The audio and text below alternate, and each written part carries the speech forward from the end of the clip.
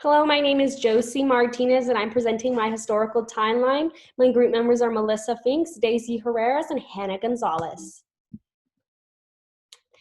Title VII Bilingual Education Act of 1968. Key points: 37 similar bills combined into one, entered into federal laws. Title VII of the ESEA provided grants to school districts, reauthorized 6 times. Original bill didn't include the definition of bilingual education.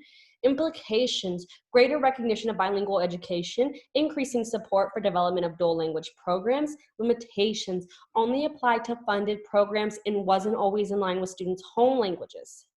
Every Student Succeeds Act of 2015. Key points: reauthorized in 2016, also known as the Elementary and Secondary Education Act of 1965, guarantees that all students have equal opportunities to high quality education.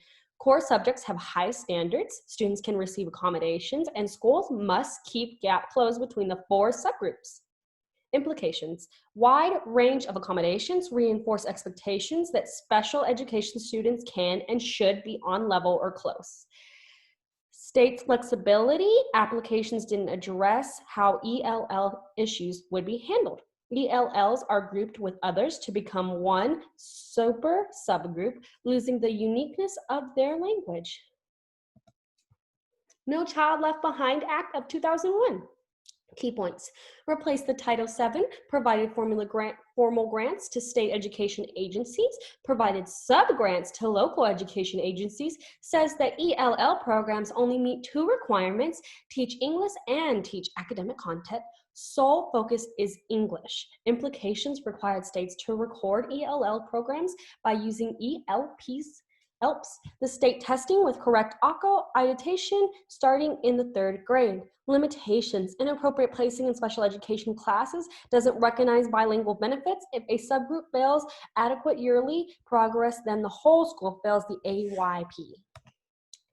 Brown versus the Board of Education in 1954, ruled unlawful to discriminate against any group of people, ruled that the state mandated separate education is not equal. Implications: state must provide students with high education opportunities, high quality bilingual programs.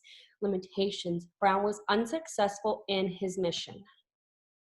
Liu versus Nicholas, 1974. Key points: sink or swim approach is unconstitutional, created the law remedies, created the Equal Education Opportunity Act. Implications: bilingual education program for ELLs, state should not deny students of educational opportunities. Limitations: the Supreme Court did not mandate it. Proposition 227, 1998.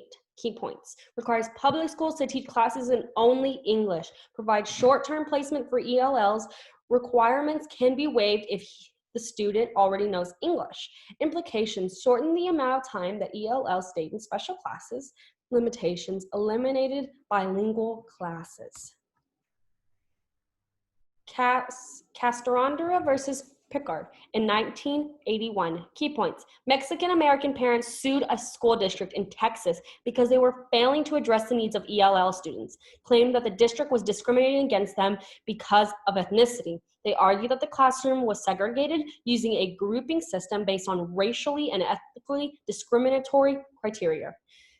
Tried in 1978, but the judge ruled in favor of the district. Was appealed in 1981, and the court ruled in favor of the parents. Allows a great deal of flexibility in the program, models, and approaches for ELLs. Implications: establish 3 criteria for programs serving ELL students based on sound educational theory, implemented effectively with adequate resources and personnel, evaluated to determine whether it's effective in overcoming language handicaps. Limitations: the judge did not rule in favor of the parents and families until it was appealed years later. Section 504 of the Vocational Rehabilitation Act, Special Education 1973. Key points: prevents discrimination against all individuals with disabilities in programs that receive federal funds, protects the rights of individuals with visible disabilities, but also those with disabilities that may not be apparent, Other students who might receive assistance, health problems such as asthma and extreme allergies, and those with physical disabilities who do not need special education. Implications: school-age children, equal opportunity for participation in school activities. Students not eligible through special education may be entitled to receive special types of assistance to help them. Limitations: because some disabilities may not be apparent, educators may not give students the assistance they need. Americans with Disabilities Act. Key points. Law was amended and updated in 2008, protects rights of individuals with disabilities, requires public and private sectors to make reasonable accommodations for individuals with disabilities, and protects people with disabilities from discrimination when looking for a job.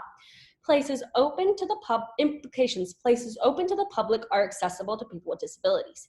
Telecommunication companies make options available for people with hearing loss and speech impairments. Limitations: does not deal directly with the education of students with disabilities. Doe versus Withers,